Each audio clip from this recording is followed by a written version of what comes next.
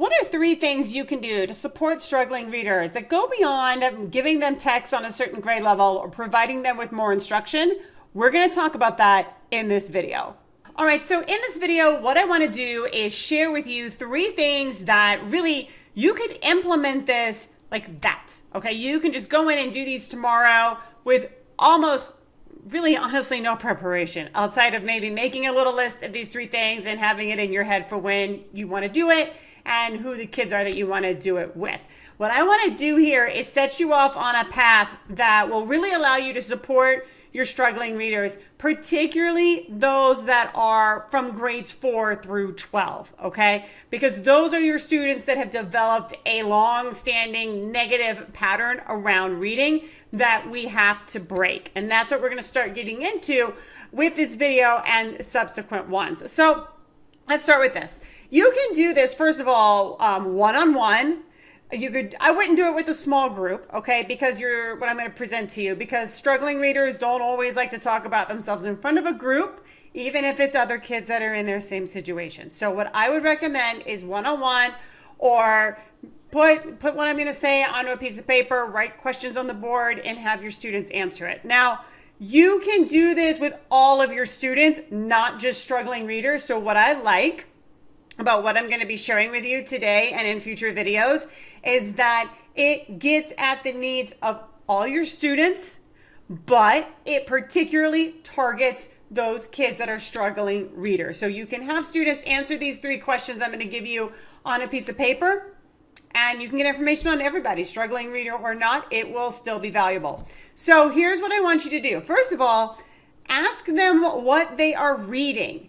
And anything counts, okay? Anything counts, all right? If you like to go home and read cookbooks, that counts. If you like to, look up recipes on Pinterest and read recipes on Pinterest, that counts. I'm kind of giving some maybe oddball examples here, but I just want to say, do that to show really anything that you are reading with your eyeballs counts, okay?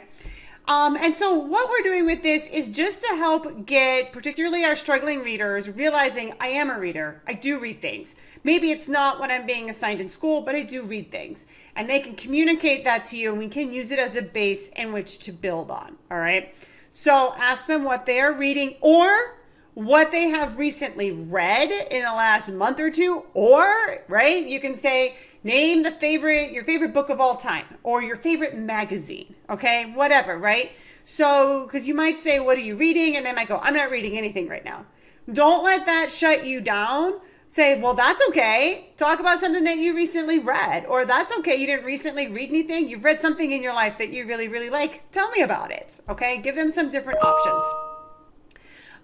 The other thing too is ask them to identify 1 to 2 goals for themselves as readers. So really the way that I word this is name 1 or 2 things that you would like to improve on in your reading. Okay, that's it.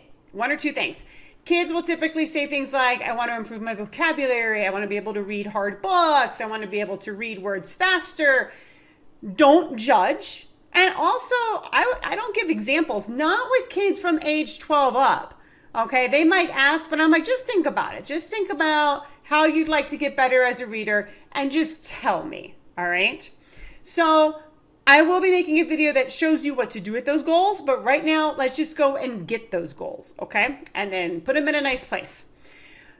Then finally, ask them what is preventing them from making progress, okay?